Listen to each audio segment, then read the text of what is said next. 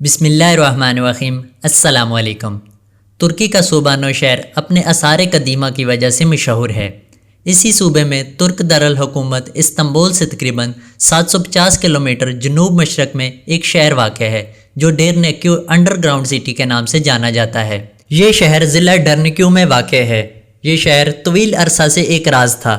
میرے گائیڈ سلیمان کے مطابق 1963 میں اسے ایک مقامی نے دوبارہ دریافت کیا تھا کیونکہ اس کی مرغیاں اس کے گھر میں بنی دراڑوں میں اکثر گم ہو جاتی تھی۔ اس شخص نے اپنے گھر میں تزئین و آرائش کرنے کا فیصلہ کیا۔ دیوار گرانے کے بعد اس نے ایک عجیب کمرہ دریافت کیا اور اسی تجسس میں اس نے وہاں مزید کھدائی کی تو اسے وہاں غار کے کمروں کی ایک سیریز کے ساتھ سرنگوں کا ایک پیچیدہ نظام ملا۔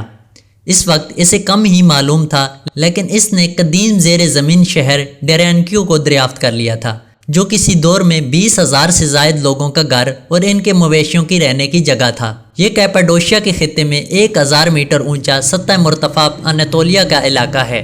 آتش فشاں پھٹنے سے یہ لاکھوں سال پہلے راکھ میں ڈھک گیا تھا جس نے لاوا، گنبد اور اہرام کی شکل اختیار کر لی جو آج بھی واضح دیکھے جا سکتے ہیں۔ آثار قدیمہ میں ترکی کے کیپاڈوشیا خطے میں 200 سے زائد زیر زمین شہروں میں سے ایک ڈرینکو انڈر گراؤنڈ سٹی ہے۔ ڈرینکو انڈر گراؤنڈ سٹی ایک منفرد مقام رکھتا ہے۔ یہاں ایک وسیع زیر زمین شہر کے آثار قدیمہ موجود ہیں جو تقریباً 2500 سال پرانے ہیں۔ یہ شہر 6 منزلہ ہے جو زمین سے 200 فٹ گہرائی میں پھیلا ہوا ہے اور یہاں کسی زمانے میں 20,000 لوگ آباد ہوا کرتے تھے۔ اس شہر کی دلچسپ بات یہ ہے کہ اس کی گلی، کوچے، مکانات اور دکانیں سب کے سب زیر زمین ہیں، جبکہ حیرت انگیز طور پر اس زیر زمین شہر میں مال، مویشیوں اور دوسرے پالتو جانوروں کے لیے بھی الگ الگ جگہ بنائی گئی تھی جن کے لیے تازہ ہوا کے گزرنے کا بندوبست بھی کیا گیا تھا۔ شہر میں سیڑھیوں اور چبوتروں کا ایک جال بچھا ہوا ہے جو منزل بہ منزل نیچے اترتا چلا جاتا ہے۔ اس کے علاوہ شہر کے مختلف حصوں کو آپس میں ملانے کے لیے یہاں چھوٹی بڑی راہداریاں بھی موجود ہیں۔ محققین کے مطابق باذتینی دور حکومت میں اس شہر کو عروج حاصل ہوا جسے باذتینیوں نے 8ویں سے 12ویں صدی عیسوی تک عربوں کے حملے سے بچنے کے لیے استعمال کیا، جبکہ اسی دوران اس شہر کو سرنگوں کے راستے دوسرے قریبی زیر زمین شہروں سے بھی ملایا گیا تھا۔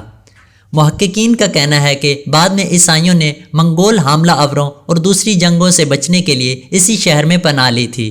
بعد ازاں پہلی جنگ عظیم کے بعد عیسائیوں کو یہاں سے نکال دیا گیا اور یہ شہر بے آباد ہو گیا۔ 1963 میں ترک محکمہ آثار قدیمہ نے اس جگہ کو اپنی تحویل میں لے لیا اور پھر یہاں سرنگیں اور زیر زمین تعمیرات دریافت ہوتی گئیں۔ اس زیر زمین شہر کو آج سے 50 سال پہلے سیاحوں کے لیے کھول دیا گیا تھا اور آج اسے ترکی کے اہم اور تاریخی آثار قدیمہ میں شمار کیا جاتا ہے۔ آدھے ٹن وزنی گول پتھر 18 منزلوں میں سے ہر ایک کے درمیان بنے ہوئے دروازے کو بند کرنے کے لیے استعمال ہوتے تھے اور ان پتھر نما دروازوں کو صرف اندر سے ہی کھولا یا بند کیا جا سکتا تھا جو کسی بھی ممکنہ حملے کی صورت میں اندر سے محض ایک مخصوص چھڑی کے ذریعے بند کر دیے جاتے تھے۔ ان باہری دروازوں کے بیچ میں چھوٹے بالکل گول سوراخ بھی موجود ہیں جو باہر کے ماحول پر نظر رکھنے اور باہر سے پتھروں کو ہٹانے کی کوشش کرنے والوں پر برچھی سے حملہ کرنے کے لیے بنائے گئے تھے۔ میری گائیڈ سلیمان نے مزید کہا ہے کہ زیر زمین زندگی شاید بہت مشکل تھی۔ یہ قدیم لوگ اپنے آپ کو ایک قسم کے مہر بند مٹی کے برتنوں میں محفوظ رکھتے تھے، چراغوں کی روشنی میں اپنی زندگی بسر کرتے اور لاشوں کو مخصوص جگہ پر دفناتے بھی تھے۔ شہر کی ہر منزل کو مخصوص استعمال کے لیے احتیاط سے تعمیر کیا گیا تھا۔ مویشیوں کی وجہ سے پیدا ہونے والی بدبو اور زہریلی گیسوں کو کم کرنے اور سرد مہینوں کے لیے موصلیات یعنی انسولیشن کی ایک گرم تہ فراہم کرنے کے لیے مویشیوں کو زمین کی سطح کے قریب استبل میں رکھا گیا تھا، جبکہ شہر کی اندرونی منزلوں میں مکانات، تہ خانے، اسکول اور ملاقات کی جگہ بنائی گئی تھی۔ اسے منفرد نصف دائرے کی شکل کی چھتوں سے پہچانا جا سکتا ہے۔ ایک روایتی باذتینی منشری اسکول جو مطالعے کے لیے محلق کمروں کے ساتھ مکمل ہے، یہ دوسری منزل پر واقع ہے۔ ڈی جیورگی کے مطابق شراب سازی کے تہ خانے، انہیں محفوظ رکھنے کے لیے حوض اور سرائیاں بھی یہاں سے دریافت ہوئی ہیں۔ ان کے حساب سے یہ مخصوص کمرے بھی بتاتے ہیں کہ ڈرینکو کے باشندے ان زیر زمین منزلوں کے نیچے مہینوں گزارنے کے لیے تیار ہوتے تھے۔ لیکن سب سے زیادہ متاثر کن چیز ہوا کی آمد و رفت کا ایک پیچیدہ نظام ہے، اور یہ اچھی طرح اسے محفوظ ہے جو پورے شہر کو تازہ ہوا اور صاف پانی فراہم کرتا ہے۔ در حقیقت یہ خیال کیا جاتا ہے کہ ڈرینکو کی ابتدائی تعمیر ان دو ضروری عناصر کے گرد مرکوز تھی۔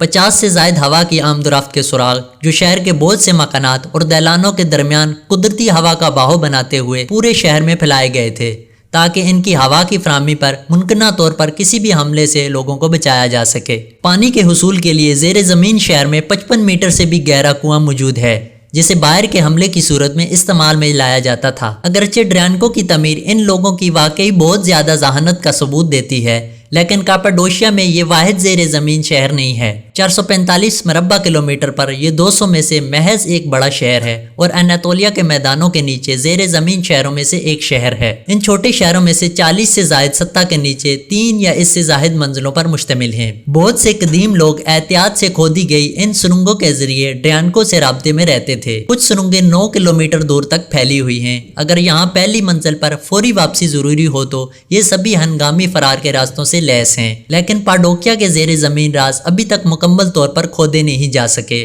2014 میں ایک نیا اور ممکنہ طور پر اس سے بھی بڑا زیر زمین شہر نوشہر کے علاقے کے نیچے دریافت ہوا تھا۔ ایک آباد ڈرینکو کی کہانی 1923 میں اس وقت ختم ہوئی جب کاپاڈوکیا کے یونانی ایک اجتماعی انخلا پر مجبور ہوئے تھے۔ ان لوگوں نے شاید شہر کے ممکنہ تعمیر کے 2000 سال بعد ڈرینکو کو ہمیشہ کے لیے چھوڑ دیا تھا۔ اس شہر کے وجود کو جدید دنیا نے فراموش کر دیا تھا، لیکن گم ہو جانے والی کچھ مرغیوں نے اس زیر زمین شہر کو کم از کم سیاحوں کے لیے دوبارہ آباد کر دیا۔